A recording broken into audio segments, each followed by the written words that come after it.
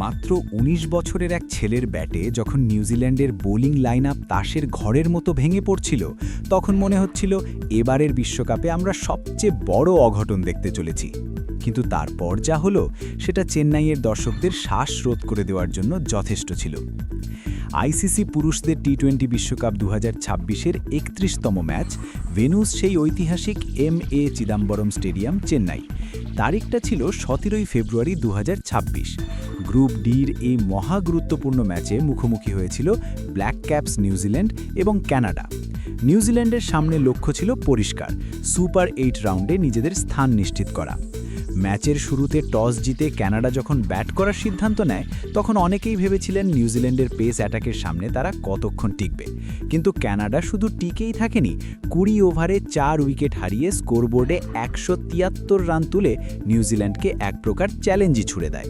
কিন্তু আপনি যদি ভাবেন ১৭৩ রানের এই স্কোরটাই ম্যাচের মূল হেডলাইন, তবে আপনি একদম ভুল ভাবছেন। কারণ এই ম্যাচে আসল গল্পটা কোনো স্কোরবোর্ড বা উইকেটের সংখ্যা নয়, বরং এমন একজনের উত্থান যার নাম ক্রিকেট বিশ্ব আজীবন মনে রাখবে। কথা বলছি কানাডার তরুণ তুর্কি মাত্র ১৯ বছর বয়সী ব্যাটার যুবরাজ সামরাকে নিয়ে। টি-20 বিশ্বকাপের ইতিহাসে অন্যতম কনিষ্ঠ খেলোয়াড় হিসেবে তিনি এদিন এক অবিশ্বাস্য ইনিংস খেললেন। নিউজিল্যান্ডের বিশ্বমানের বোলারদের সামনে দাঁড়িয়ে মাত্র ৬৫ বলে ১১০ রানের এক বিধ্বংসী সেঞ্চুরি হাঁকালেন এই তরুণ। তার ইনিংসে ছিল ১১টি বাউন্ডারি এবং ৬টি বিশাল ছক্কা। ভাবুন একবার, ১৯ বছর বয়সে বিশ্বকাপের মঞ্চে দাঁড়িয়ে এমন দাপট। তাকে যোগ্য সঙ্গী দিয়েছেন দিলপ্রীত বাজোয়া। ওপেনিং জুটিতেই তারা দুজনে মিলে ১১৬ রান যোগ করেন, যেখানে দিলপ্রীতের অবদান ছিল ৩৬ রান। কানাডার এই দুর্দান্ত শুরু দেখে মনে হচ্ছিল তারা ২০০ গণ্ডি পার করবে, তবে শেষের দিকে নিউজিল্যান্ডের বোলাররা অভিজ্ঞতার প্রমাণ দেয়। ম্যাট হেনরি, জেকব ডাফি এবং জেমস নিশাম প্রত্যেকে একটি করে উইকেট নিয়ে রান কিছুটা নিয়ন্ত্রণে আনেন এবং কানাডাকে ১৭৩ রানে আটকে রাখেন। ১৭৪ রানের লক্ষ্য তাড়া করতে নেমে নিউজিল্যান্ডের শুরুটা ছিল যাকে বলে হরার মুভি। তাদের দুই ওপেনার ফিন অ্যালেন ২১ রানে এবং টিম সাইফার্ট মাত্র ৬ রানে প্যাভিলিয়নে ফিরে যান। পাওয়ার প্লের মধ্যেই মাত্র ৩০ রানে ২ উইকেট হারিয়ে নিউজিল্যান্ড তখন ধুঁকছে। সুপার ৮-এর স্বপ্ন তখন সুতোর ওপর ঝুলছে। আচ্ছা, নিউজিল্যান্ডের এই কামব্যাক শুরু করার আগে একটা কথা বলি। আপনারা যারা মনে করেন প্রেশার সিচুয়েশনে গ্লেন ফিলিপস বর্তমান বিশ্বের অন্যতম সেরা ব্যাটার, তারা এখনই ভিডিওটিতে একটি লাইক দিন, কারণ এরপর যা তিনি করেছেন তা ইতিহাস। ৩০ রানে ২ উইকেটের সেই ধ্বংসস্তূপ থেকে নিউজিল্যান্ডকে টেনে তোলেন গ্লেন ফিলিপস এবং রাচিন রবীন্দ্র। তারা শুধু উইকেট বাঁচাননি, বরং কানাডার বোলারদের উপর পাল্টা আক্রমণ শুরু করেন।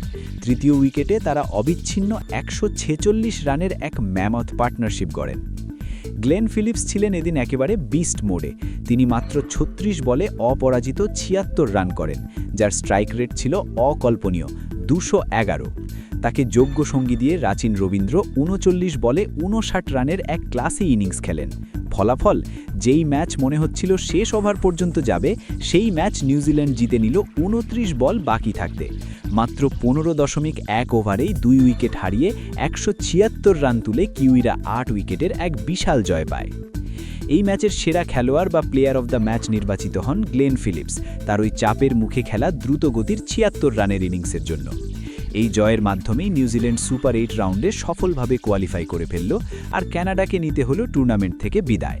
তবে হারলেও যুবরাজ সামরার ওই সেঞ্চুরি কানাডিয়ান ক্রিকেটের জন্য এক নতুন আশার আলো।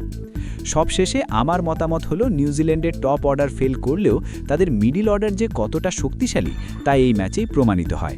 সুপার ৮-এ অন্য দলগুলোর জন্য এটা বড় সতর্কবার্তা। তবে আপনাদের কাছে আমার প্রশ্ন, যুবরাজ সামরার মতো ১৯ বছরের তরুণের এই সেঞ্চুরি কি প্রমাণ করে যে ছোট দলগুলোর প্লেয়াররাও এখন বড় মঞ্চের জন্য তৈরি? আপনাদের মতামত নিচে কমেন্ট করে অবশ্যই জানাবেন। ভিডিওটি ভালো লাগলে শেয়ার করতে ভুলবেন না। দেখা হচ্ছে পরের ভিডিওতে। ততক্ষণ পর্যন্ত ভালো থাকুন, ক্রিকেটের সাথে থাকুন।